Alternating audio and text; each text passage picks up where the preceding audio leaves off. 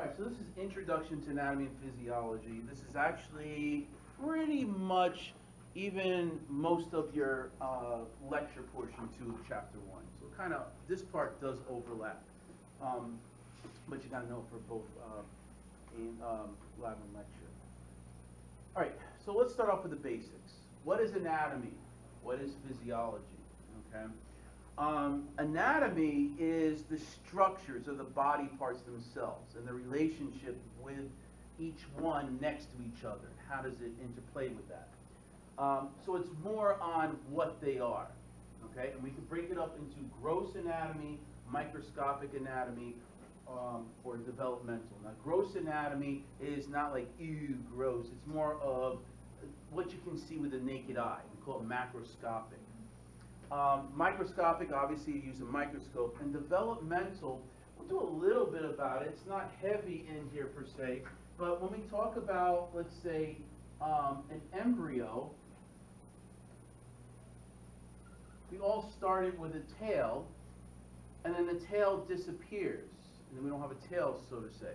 We got part of it, a remnant of it, the coccyx bone, so to say. But it's developmental. What happens at the embryo stage, and it grows into this. But then what happens as we get older? Things are starting to change when you're like 80 years old and 90 years old. So developmental kind of thing. So gross anatomy, we could either talk about it regionally, and this is how it's actually taught in medical schools. We look at the arm, the region, the arm. And we look at all the bones, we look at all the muscles of the arm, we look at all the bones of the arm, we look at all the blood vessels of the arm, we look at all the arteries and veins, we look at all the nerves of the arms. So we look at one whole region, okay? We could do the abdominal region, we could do the neck region, but the region and learn all about it. Or we could do it systemically. Let's look at the nervous system, but we're going to look at the brain, the spinal cord, and all the nerves throughout all the arms, all the intestines, all the legs. But we're just going to concentrate on the nervous system. It doesn't matter how you do it. You could hit a brick wall, or you could drive to the hospital. Both times you're going to the hospital, right? So this is how we're going to be teaching it here at the college level. We usually do it in a systemics. We do it by systems, okay? We could also do surface anatomy, which we don't touch on too much about this. It's more or less, we're going to touch this area here. What is it that I'm actually feeling? What muscle? What part of the bone are you feeling? This is more like physical therapists would use this. Things that you're going to manipulate. Masseuse people, they would use this. Occasionally we'll be talking about it, but not much. Microscopic anatomy, we're going to learn the study of the cell, and that's called cytology. And we're going to touch that a little bit later today, and the parts of the cell inside. But then we have groups of cells that are going to be attached to each other and how they interconnect with each other. Now we have the study of cells that are grouped together. This is called histology. Tissues is cells all grouped together. So the study of tissues is what we call histology. Okay? Then the developmental anatomy, as I said before, it's more of the aging process, whether we're dealing with the embryological stage or the elderly stage or anything in between, how things start changing. Okay? Now, physiology. When you look at the clock, the anatomy is the numbers of the clock, is the hands of the clock, is the little doohickeys that's in between the numbers, those little dashes or whatever. The hour hand, that's the anatomy. But the physiology is, well, why is it that it's going clockwise and not counterclockwise? Why is the second hand going faster than the minute hand? Why is the minute hand going faster than the hour hand? See, that's the physiology. The only way you can understand that is take the clock, turn it around, and you get to see how that all works. You learn about all the gears, okay?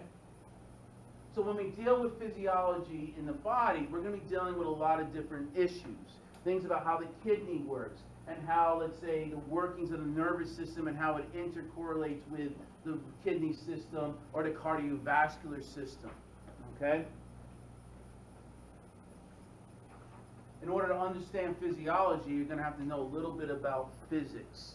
Now, we're going to assume you haven't taken physics before, so we are going to start at ground level, even below ground level, to get you started with that. We're going to talk about electrical currents, and when I'm saying we, I'm talking about in A&P 1 and in A&P 2, okay? So blood pressure, the way a muscle actually moves when we deal with the fulcrum and stuff. So we're going to really get you to the bare basics and move your way up so you can understand everything and work on an even keel when you deal with any other medical professional.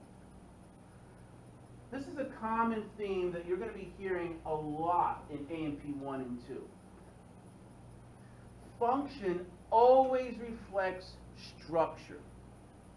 The way something functions is really because of the way it is put together. So we could also rephrase this, instead of saying function always reflects structure, we could say physiology always reflects anatomy.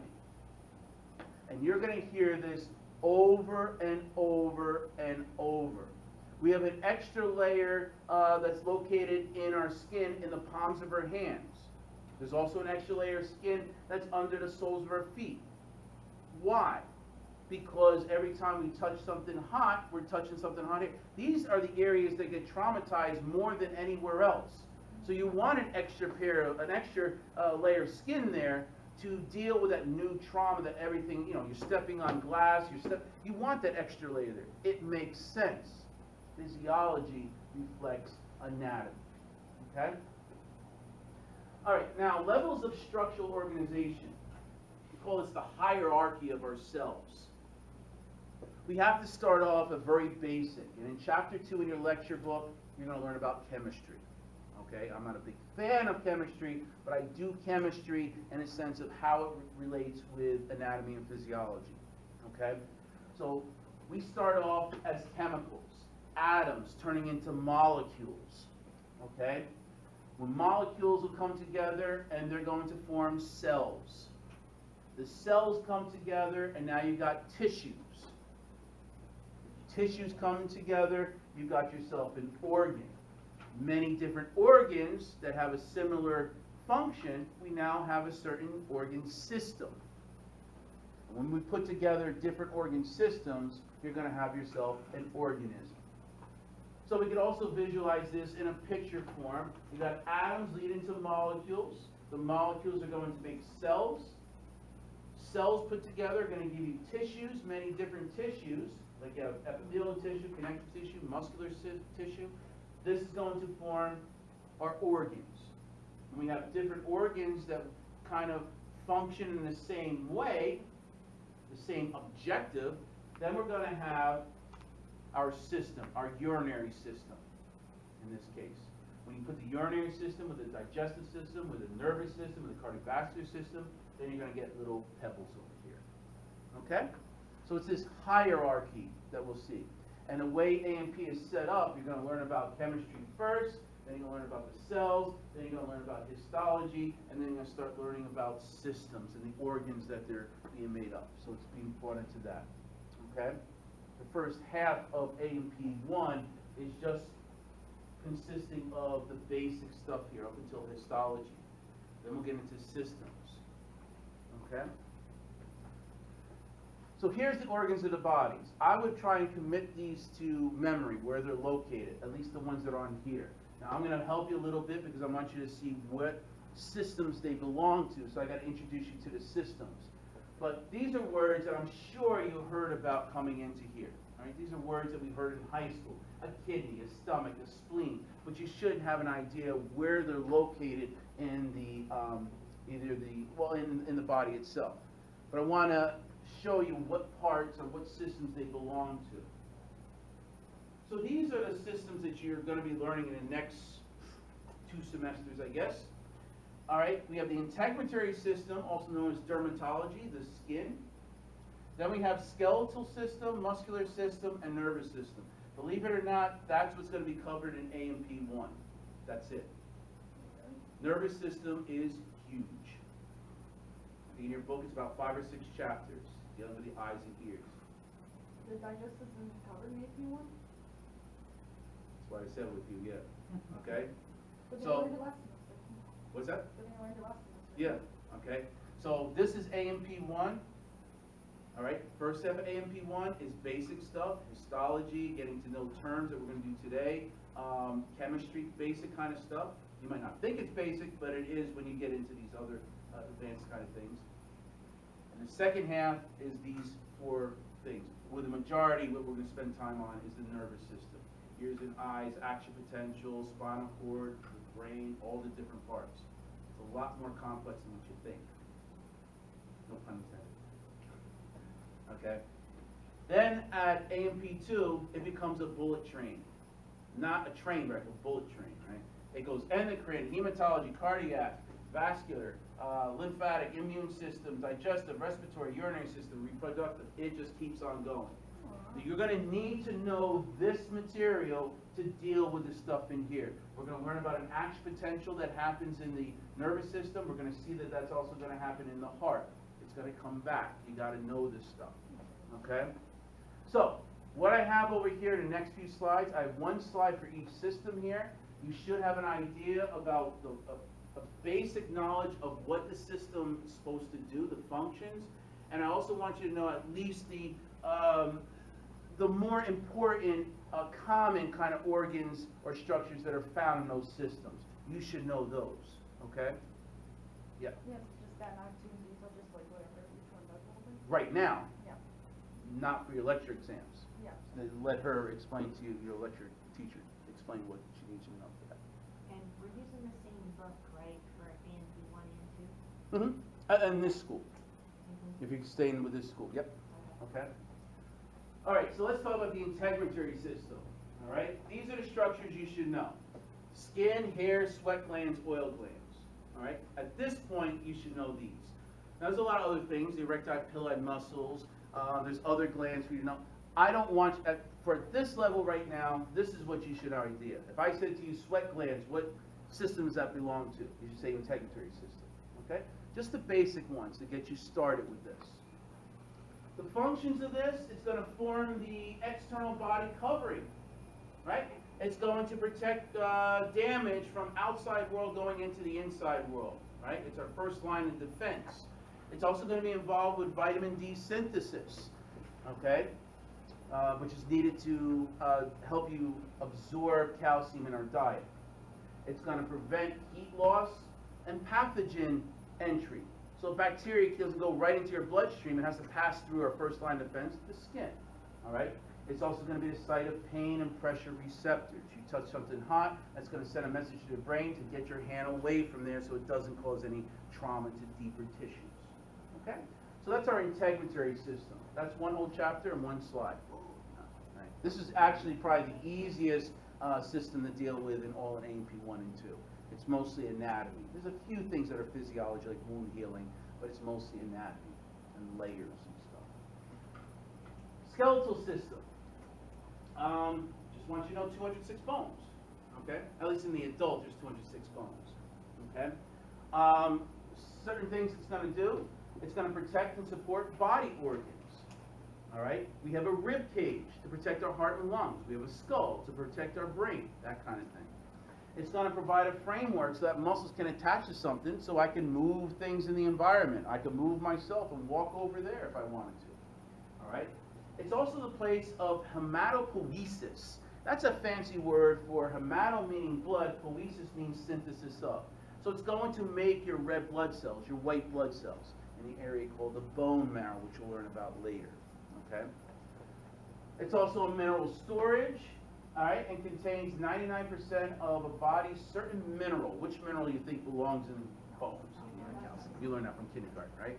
But you're going to find out that, yes, it's just more of a storage site for calcium, okay? It makes your bones and teeth strong, sure. But if calcium had 10 different things that it's supposed to do, making bones strong is way down the bottom of the list. Calcium is more important for nerve conduction and muscle contraction. All right? If you can't make your heart contract, it's a muscle there, who cares if your bones are strong?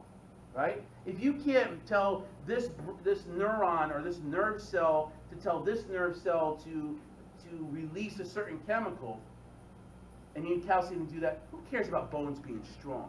So you got to think on that line. Bones being strong and teeth being strong, it's kind of secondary to all the major vital things that your body needs to do. And you'll get learning more into that as we go along. So that's the skeletal system.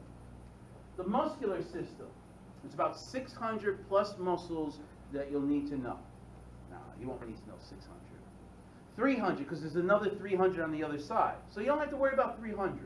Not bad. Yeah, that's it, 300. No. I'll have you probably know about 40 or so, okay? But there are about 600 in our body. It's going to help with locomotion, manipulation of the environment, maintaining posture. It's also going to generate some heat. That's why you sweat and stuff, okay? Nervous system. Basically, it's going to be the brain, the spinal cord, and all the nerves that come out of the spinal cord and out of the brain. Now, the brain is a pretty important part of your body, right? This is the one, if you don't have this, you are not going to survive. This is very much like, think of your body as a house, your own house, your home. You're going to have this, the walls of your house, the roof of your house, that's the integumentary system. Because if you have a hole in your roof, isn't rats and roaches going to start coming in, and termites is going to be infested with insects? Same way with your skin. You put a hole there, now bacteria and viruses can enter your bloodstream. So that's the walls and the roof of your house is the integumentary system. The brain, that's your breaker box. All right? You're going to have that in your house, and you're going to have it well protected, away from things. You're going to have a skull around your brain, a very protected area. And you're going to have, that's the main frame where all the wires are, but then the wires are going to go out all throughout your whole house and make the house run. Same thing as your body. You have the brain that's going to have all these nerves going out throughout your whole body, feel certain things. If it's too hot, you're going to react to it. So it's the same way. So we can have a thermostat in the house, but the thermostat is run by the breaker box, right?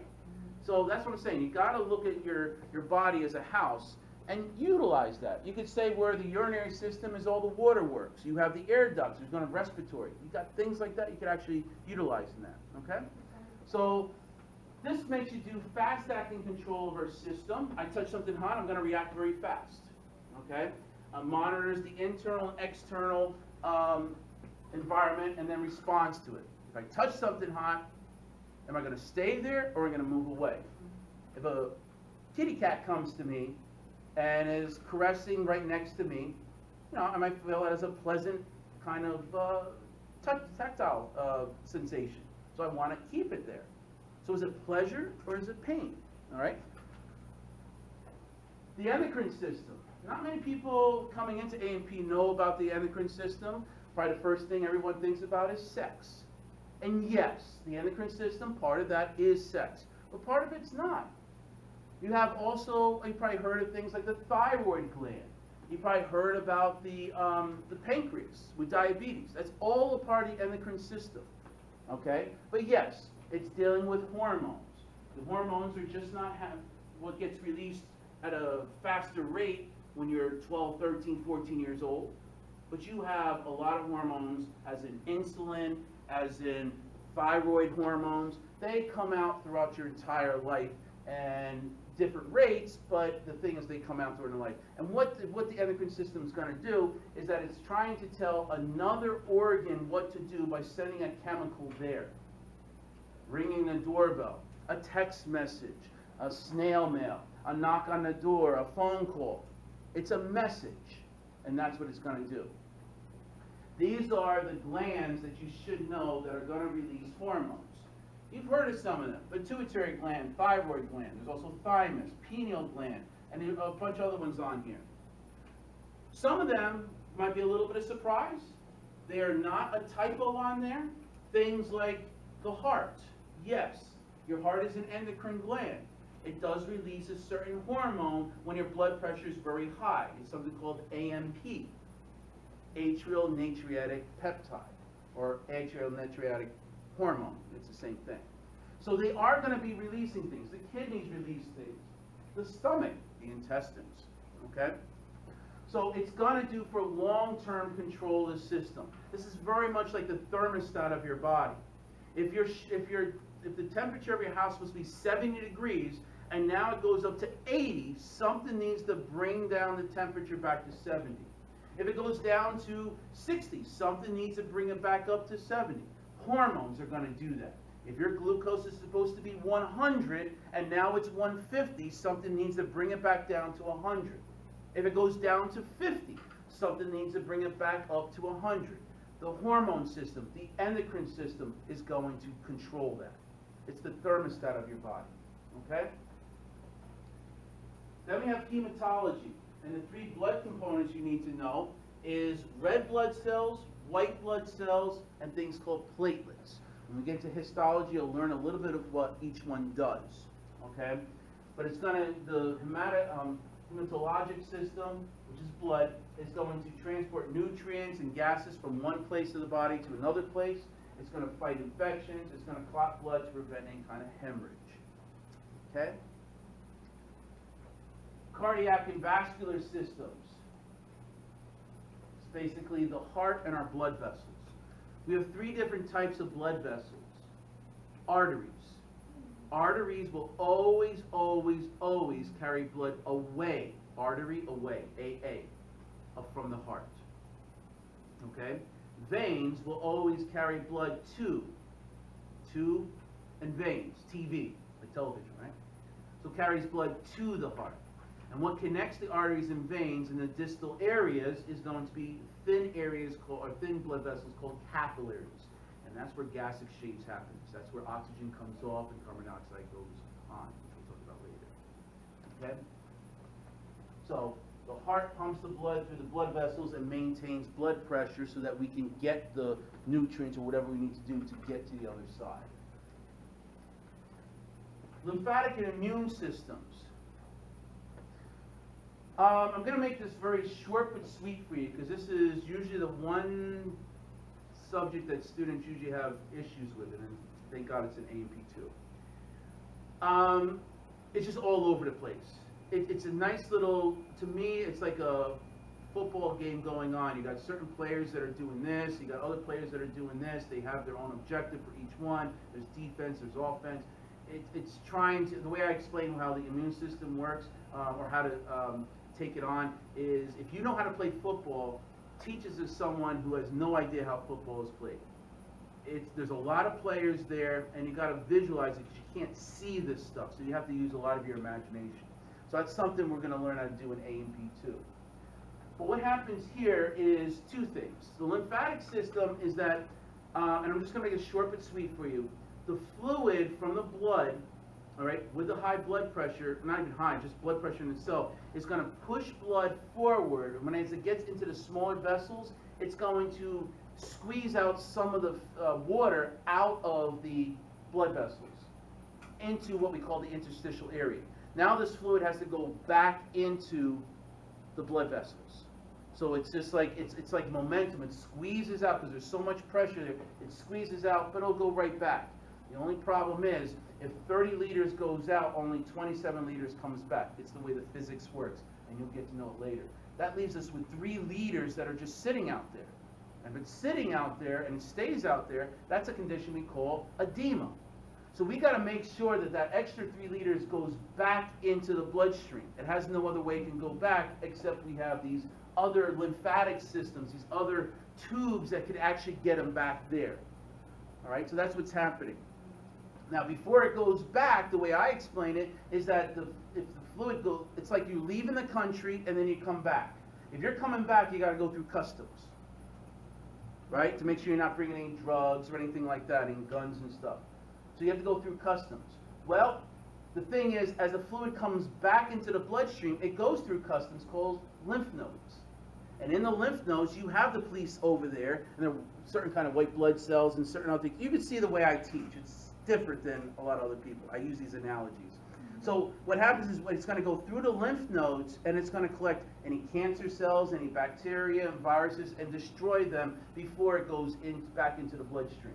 So that's why we have lymphatic and immune system. Immune system is all those police stations and lymph nodes that are happening in there. And that's what goes on. Does that make sense to a point? Okay. The spleen is a gigantic lymph node. So even though that's found in our abdominal cavity, most students get confused because they think that it belongs to the digestive system. It has no relevance to the digestive system, only because it sits in the abdominal cavity, but it does not have any digestive properties. It's more lymphatic or immune. So please, hint. When I say hint, there's going to be a question on the test. Don't get confused about that. The spleen is a part of the immune system or the lymphatic system. It is not digestive, and I always get like 1 or 2 students in every class still saying that. Spleen is part of this system. Yep. Okay. And everything I just explained is basically in there. Okay. Digestive system. That's the hamburger's looking good already, right? Digestive system. You have basically the oral cavity, and then you have the esophagus, which is a tube that goes from the oral cavity to our stomach. Then it goes into the small intestines, into the large intestines, and then the rectum, and then finally our poop scoop, right? We also have things that go into the intestines. Okay, let me just show you. The way I look at this is, if this is your digestive tract, it's one long tube. You got the oral cavity here, the esophagus, it kind of bulges out over here, and you got yourself the stomach. Then you have, this might get a little bit stretchier, it might go like this. And you got the small intestines, large intestines, rectum. So it's one long tube. From the mouth to the anus, you're looking at 40 feet. Okay? So that's what we call the alimentary canal. You don't have to worry about that so much. But that's the oral cavity, esophagus, stomach, small intestines, large intestines, and rectum. But then we have things going into it. The salivary glands, the liver, the gallbladder, the pancreas. So now you can have things going from here into here to help with digestion of the food. All right, and these are called accessory organs. Okay? Do make note that there's certain things that you've seen over here. The pancreas is part of the digestive system, but it's also part of the endocrine system. So we have a lot of organs that have dual roles. The heart is a part of the cardiovascular system, but it's also part of the endocrine system because it releases a hormone. Yep, pancreas. So it's going to help break down foods and absorb the food that we're taking in. Respiratory system, nasal cavity, pharynx, trachea, bronchi, lungs. Okay? So it kind of looks like an upside down tree. We got here, here's the trachea. Then we're going to have the 2 bronchi. Then these bronchi get very small. And they even get smaller. And they get smaller. And then what you have on the ends of these areas, these are the bronchioles. Then you're going to have these air sacs called alveoli. And this is very thin, we'll learn about those later, but these alveoli are going to be where gas exchange occurs. So these it looks like an upside down tree. There's our main trunk, there's our 2 main branches, and then little branches and twigs, and you got the leaves. Upside down tree. And the main reason here is that it's constantly going to give you supply of oxygen, and you're going to give off the byproduct of something called carbon dioxide. Okay? And it's going to help regulate blood pH. So yes, you're going to need to know chemistry. Okay? The urinary system. There's only 4 organs to worry about. The 2 kidneys, the ureters, which are tubes that go from the kidneys to the urinary bladder, and then we have a tube that goes from the urinary bladder to the outside world, called the urethra. Up here, I just want to mention too, we have 2 glands that are located on top of the kidneys that are not part of the urinary system. These 2 kidneys are called the adrenal glands. They're also known as the suprarenal glands because they're located above. Supra means above, renal meaning kidneys. Those 2 glands, and you'll see them in the torsos over there, but those 2 glands are part of the endocrine system. Okay? But the urinary system is going to help remove water-soluble products, things that are water-soluble, anything that has a charge, sodium, potassium, a phosphate, those kinds of things. And it's also going to help regulate body's levels of water, and as I said, the electrolytes, anything with a charge, and also deals with pH also. The last system, pretty easy to manage, is reproductive. Okay?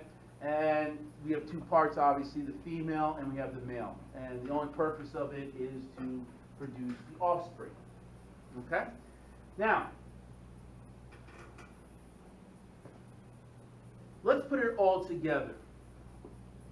Okay? For you to understand what life is all about, you need to understand that when you look at each other, you're just looking at energy.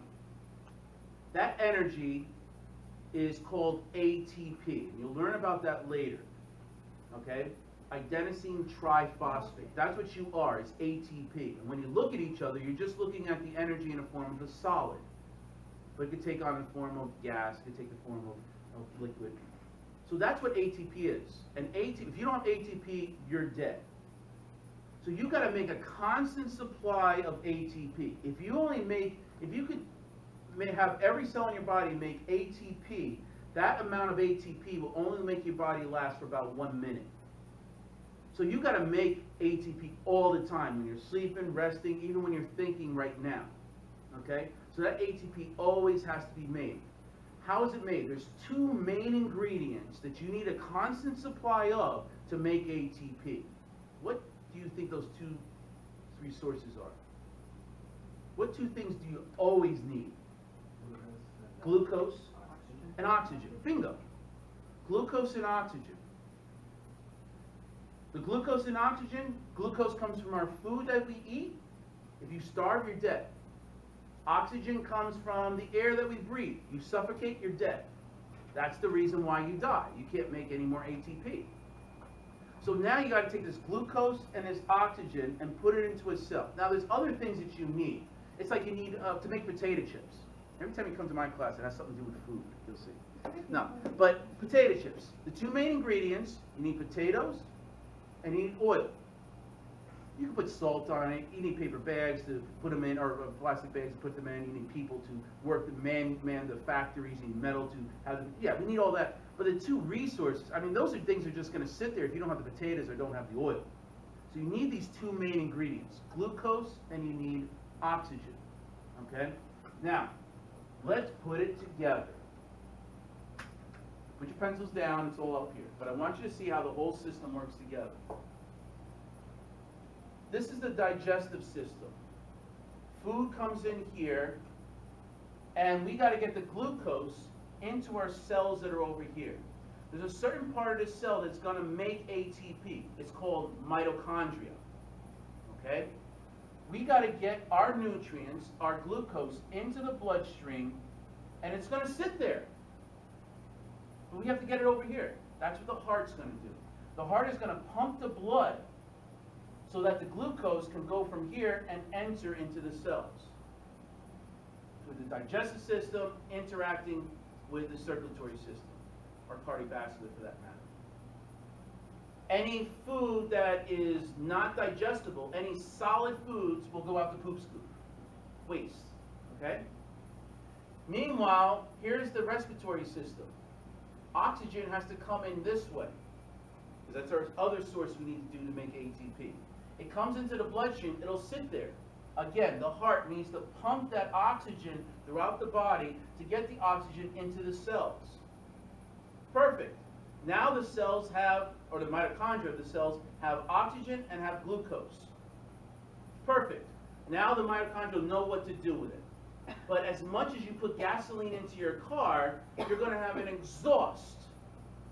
The fumes that you just don't need. They don't do anything except put nice little holes in our atmosphere. Right? We just don't need it. So after it makes ATP, its byproduct, its waste product that it's going to make is carbon dioxide. We don't need that. So the carbon dioxide goes into the bloodstream, but it's a gas. So it's going to go through here, and you're going to use the respiratory system and blow off the extra CO2 that you don't need. Meanwhile, the urinary system is going to collect extra water, is going to collect extra electrolytes, that foods that you're eating or things that are breaking down over here, And if you have too much of the water, too much of the salts that are happening there, they go into the urinary system and you pee out anything that's water soluble.